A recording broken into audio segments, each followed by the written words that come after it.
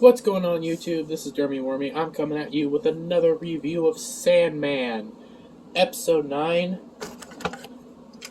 The Collectors. Thought that would be funny. I'm having a really hard time trying to figure out if this show is good, average, basically mediocre, or god-awful. Leaning more in between like the god-awful and mediocre. It's not uberly offensive, but at the same time, it's not uberly good. You just get these moments. So let's get right into it and let's talk about it. Yes, let's talk about this episode and just how insane it is. We open on Rose telling Lyda about the dream stuff and the dream vortexes and Morpheus, and we don't actually get to see her talk about this, but we know that she does because they start referencing it back and forth. And it's all because Lyda's pregnant with Dream Hector's baby. Well, Ghost Hector's baby. Fat little man shows up watching them, and then he flies off. And Robin starts thinking that why did I say Robin?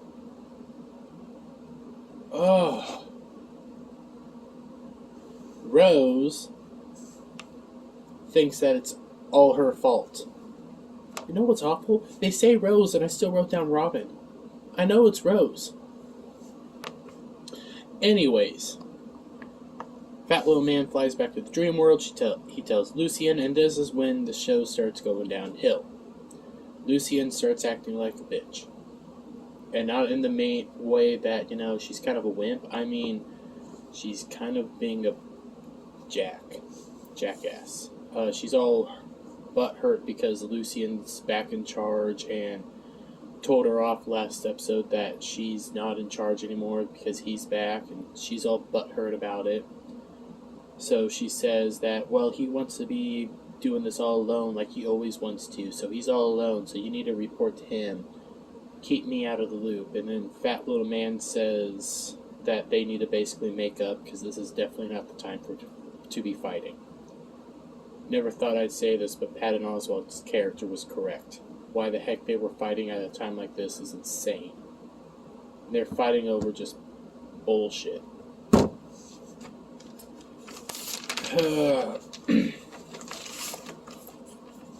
We then see, we jump to Corinthian, getting some ice cream with Jed. They start talking and stuff, and Jed asks, well, when shouldn't we be going to see my sister? Corinthian says, well, she's going to meet us at this convention that I have to go to for work. Jed asks, is it a comic book convention? Corinthian asks if he likes comic books. Jed said he used to. Jed then asks for Corinthian's name, and Corinthian makes an interesting point. Not true, but interesting. He says, don't you notice that it's weird how people only ever use your name when you're in trouble? And then he starts doing these impressions of Uncle Barney, and Jed kind of gets depressed, saying, hey, that you sound a lot like him. He's coming for us. And Corinthian says, he's not coming. He's not coming. Don't worry, he's not coming. Because we know Corinthian killed him. Killed him good. Killed them both good, apparently. Jed,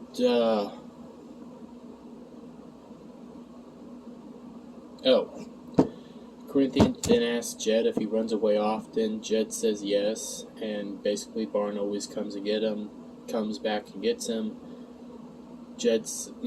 Corinthian tells Jed that he is also running, and they can be running away together, and once they find his sister Rose, they can quit running and everything can be good again.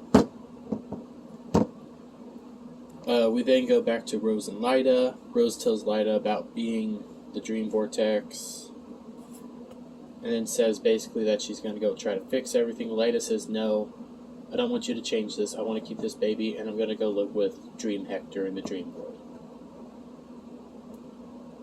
And she says, well, Rose objects, says this isn't a good idea. Lyda says, well, you can always come visit us whenever you want. You just gotta dream about it. Rose then gets a phone call, and it's from Corinthian, and Corinthian tells Rose where Jed is, and that they're going to be in Georgia at this specific hotel. So then we jump to Jed and Core entering the convention. Core gets in line to get their stuff, and then tells Jed to go sit over there. It'll be just a minute. Jed basically goes and takes a seat in this waiting area, and then we see the fat killer guy, who we know is a cake killer, I guess. And the fat killer stares at Jed, and Jed stares at him, and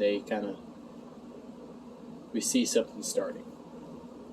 The other two killers approach Corinthian, saying, hey, you're the guest of honor, you don't have to be in line, here's all the information you need, here's your badge, and then here's the Vortex's badge for Rose.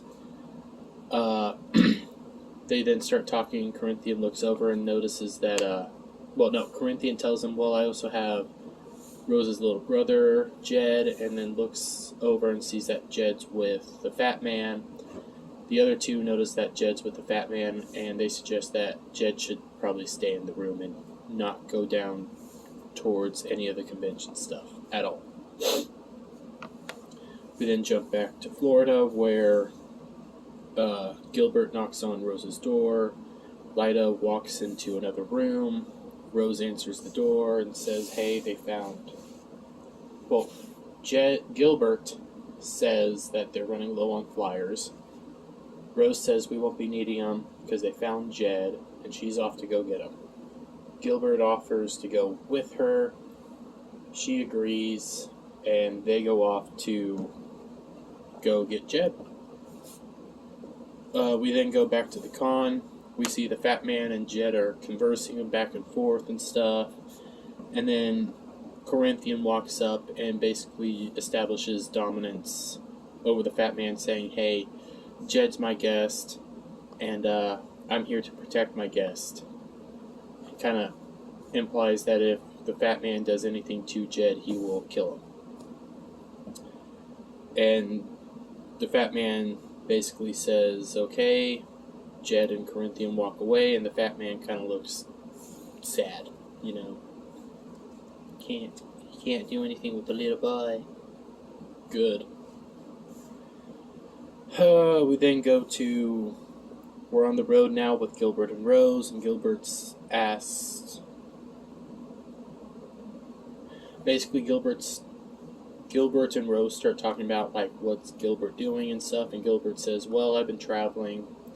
He then says the important part about traveling is that you return home basically anew, and the best part is when you return home. It's not really the journey and stuff. He's basically been going around to see what the whole world has to offer, and and then Rose starts kind of worrying about Lyda, and then we go from there, and from there we hop into Lyda's dream world, and she's with Hector, and they're getting it on, but they're interrupted by an earth shake of some sort. They go outside, and Hector's like, this never happens here. Nothing looks damaged, so then they go back inside, but as they start zooming out, you see that there's cracks in the ground and that the world's starting to fall apart. We then go to Emo's castle, and he's starting to notice the shakes and the cracks. Marvin, the talking pumpkin guy, comes in. He's looking for Lucien, but finds Emo instead. Emo asks, why is he looking for Lucien? Marv says, well, I've been going to Lucien with all these seismic stuff or things of this nature, so I was just trying to do that again. Heck, Emo says, why haven't you been coming to me? Marv says, well, it's because you've been busy. Emo then says, hey, you're going to be coming for me from now on. I'm going to solve this. I'm going to fix this. Bring me everything. I'm in charge. Emo then goes to the library and starts conversing with Lucien, saying, hey, do you know what's going on? And Lucien continues to act like a bitch. She says, oh no, as a librarian I know nothing of what's going on. And then starts walking around and stuff, kind of giving Emo the cold shoulder and being kind of smug about all of her answers. Emo says that he didn't mean to hurt her feelings yesterday. He was just stating the truth. He's back and he's in charge. He's the king of the dream world, so he is in charge. She's not. She's the librarian. So he asks her very kindly, when you were in charge, did anything like this happen? Lucien says no. He then asks her, do you know anything about what might be causing it? Lucien says, as a librarian, she specifies that. She says she thinks it's Rose in the vortex, so that's what... oh, excuse me. She thinks Rose is basically causing the disturbance. We then go back to Rose on the road. She's calling Unity. Unity prepares to send her tickets to bring her and Jed to London. And she is talking to Mr. Holdaway, her lawyer, to make Rose Jed's legal guardian. The call ends and Unity plans to move basically Rose and Jed out there and then a doctor and give them the life. They'll give her a family. We then go back on the road. Gilbert and Rose start talking about stuff, and Rose is excited until she's not, saying what if Jed doesn't like her. Gilbert says, it always amuses me how you were able to be happy for one whole minute until you caused your own suffering. And then Rose says, well, it's been 7 years since the last time I saw him. What if he's changed? The last time I saw him, he liked chicken fingers. We then hop to the convention where Jed's there in a robe watching Static Shock on the TV eating a giant thing of chicken fingers. Corinthian's getting dressed and says that he's about to leave. He gives Jed one rule: don't go down to the convention. And don't open the door up for anybody but him. Jed agrees and then immediately breaks that rule. But down at the convention, they have their opening ceremonies. Wait, I think I'm jumping ahead.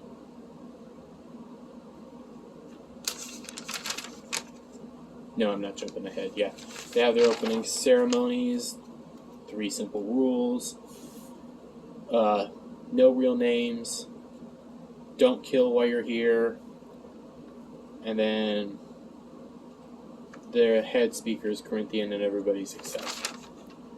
We then jump back to the car. Gilbert's talking about all this weird meta, hyper-modernist stuff that's weird. Talking about how kind of disparaging charity, how people look unhappy. It's weird, but as he's talking about all these weird concepts, Rose falls asleep and finds herself in Lita's dream world. Lita's now several months pregnant in the dream world. Is it Lita or Lida? I have no idea. Lida then takes her to the house. We then see that Emo's there in that dream world and is seeing all the damage and everything, and says that he has to deal with this. So then we hop into the house, and in the house you see Hector sad, and you see Emo, and then Lida and Rose come in.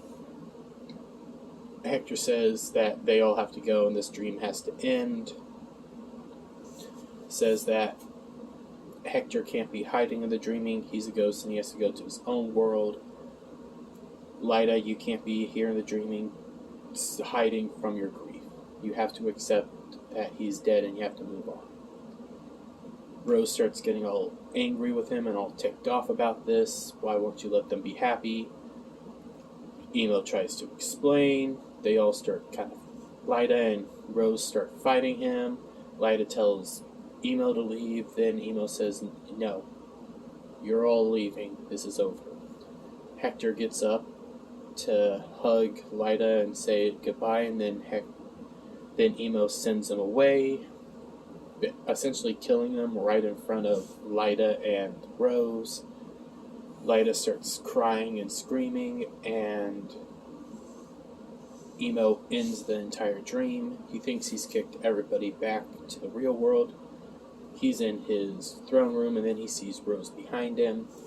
He's shocked that Rose is still there. Rose starts berating him, and Emo tries to explain it. She's not listening. This is when she becomes kind of unlikable and kind of a cunt as well. But Rose essentially says, never interfere with us again, or I will destroy everything. Because I'm a vortex, and I'm the bestest ever.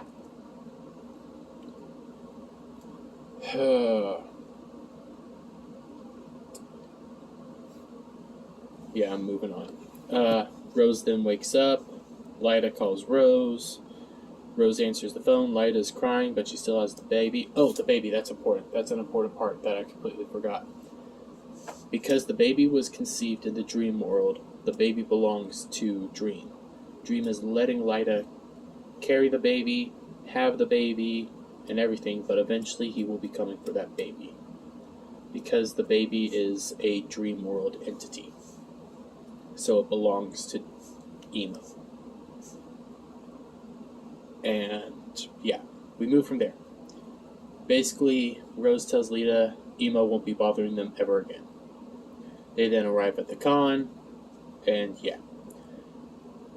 But now we're back at the con. Forgot to mention that, we'll just keep going. At the con, Corinthian's being admired by a bunch of other killers. He then sees this guy who's been watching him. He goes and approaches the guy. The guy and him start talking and chit-chatting.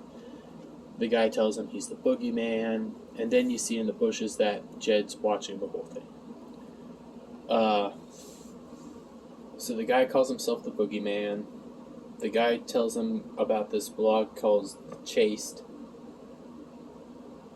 The guy then makes plans with Corinthian to go get a drink later. The guy then leaves as the two other con directors show up. Corinthian then tells the two other con directors, hey, that guy's not really the boogeyman. The boogeyman's dead. He drowned. I don't know who this guy is. He gave me this blog, so go check it out. Then Corinthian notices what he thinks is Jed running in the hallway, so he leaves the two other con runners to go check out if that's Jed in the hallway, and then he sees that it's some other little kid. Well, are you saying all black people look alike? Well, no, not really. It's a joke. Take a joke. Anyways, you then see, well, Jed was actually in the hallway, all smiling and sneaking around, and then you see Rose and Gilbert enter the con. This is when everything starts getting really weird, because it's like everybody's just a few steps away from each other, and they're trying to find each other, and it's all weird. It's that weird Scooby-Doo style, like, oh, I'm in this room, oh, you're over here, oh, well, yeah. No, it's stupid.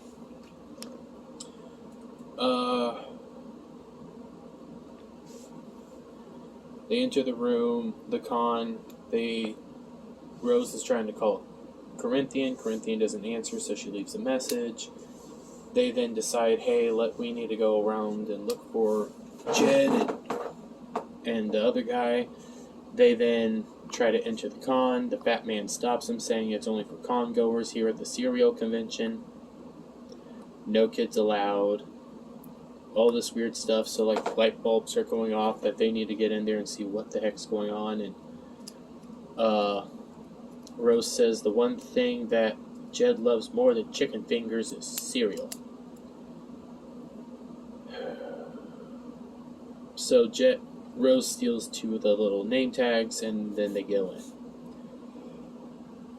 They split up. And then this is where some of the really weird stuff happens this whole convention thing is just stupid. Serial killers having a convention, what are you serious? This is stupid. Gilbert starts walking around and he stumbles onto some panels. One was discussing about how to handle hostages.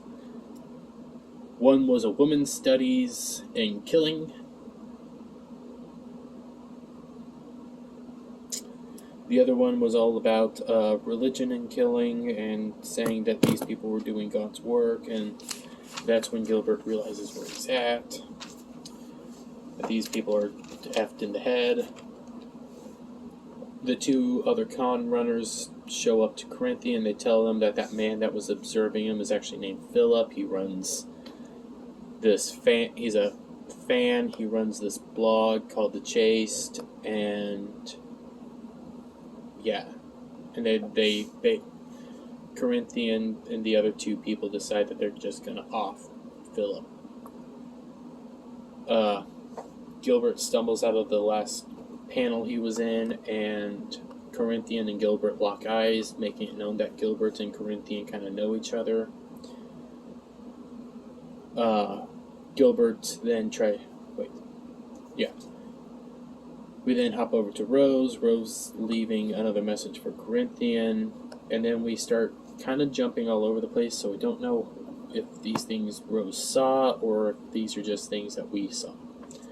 But we see Fat Man talking about how he hunts, and he likes to go to like amusement parks and stuff to hunt kids. We then hop into the bar area where we see the fan talking to another guy about how the other guy started killing and stuff, and he says it started with pornography and how he felt after reading his first Playboys and tearing it up, and then when he laid with a girl for the first time. It was weird. But then he starts looking at Rose, but that doesn't really go anywhere. So Gilbert then tries to leave a message at the front desk for Rose. He then learns that Rose has a room. This when stuff starts getting interesting. But as Gilbert's trying to leave the message for Rose, he notices that Corinthian's there. And before Corinthian can get to Gilbert, the fan shows up. Gilbert leaves the message and leaves. Soon after, but then Corinthian and the fan decide that, hey, they're going to go someplace more private. And they go off. Then Rose shows up at the front desk asking about her little brother. The clerk says, "Oh, you're Rose Walker. Here's your room, and here's the message from Gilbert, and that he's gone home." And Rose is kind of getting confused, like, why do I have a room key? Why did Gilbert leave? What's going on? So she decides to go to her room. We then hop to the dream world. Lou and Emo meet back up. Emo tells Lou that she was right. It was Rose's fault that the seismic activity was happening. Lou says, well, it wasn't just me who was right. You were also right. Your plan did work. And then she said that because of Rose, they have all 3 of the major arcana back. And then she introduces us to Riddler Green, who was Gilbert. I kind of saw that coming. Especially if you'll notice it's all over the thing, like he's there. So Gilbert then basically tells Emo about, well, Emo asks why Gilbert left. He says, well, the real world has things that I could only imagine about here. Well, I could never imagine about here. And then he says, but he's killing it all. Implying that Corinthian's there with, well, telling email that Corinthian's there with a cult of killers killing off everything that Riddler Green loves. And that Riddler Green's going after Rose and has Rose essentially at this place. Lou and Emo start panicking and say, well, we need to get there now and we need to handle this. We then go back to Core. Core and the fanboy are starting to get it on. Then the other two con runners show up, and the three of them decide to kill the fanboy. And as they're killing the fanboy, Jed walks in and sees it.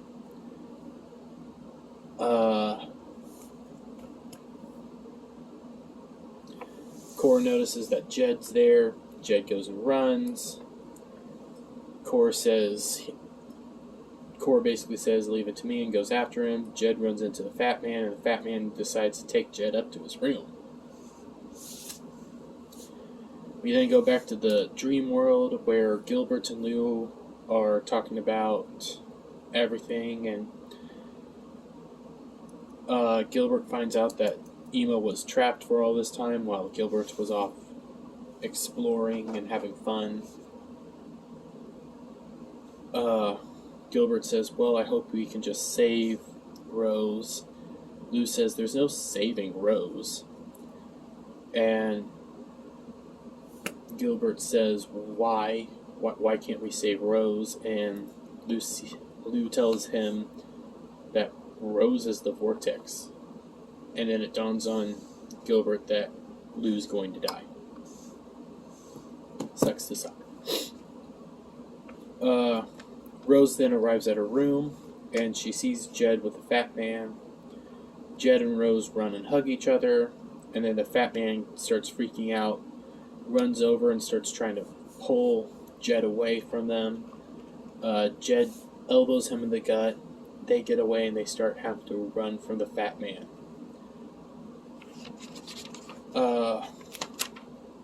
Basically, they start running from the Fat Man. They get to this dead end where a door won't open. Fat Man starts getting up and is like, well, you hurt me, so now I'm going to hurt you. And before he can get there, he gets stabbed in the back, falls down to the ground dead, and Corinthian's there. And introduces himself to Rose and says, I'll protect you now. And the episode ends. Like I said at the beginning, I'm having a hard time figuring out if this show's mediocre, if this show's just bad. I'm leaning on the mediocre side, but God, there's parts that are just stupid. And I wrote this down like, it's just all over the place. 1 minute, Rose is actually a really likable character, and the next one, she's kind of a cunt. Lou was kind of a bitch this entire episode. Gilbert was kind of boring. I kind of like what they did with Corinthian, but the serial killer convention is stupid. And Emo was right to do what he did. Emo was right. And I hate Emo.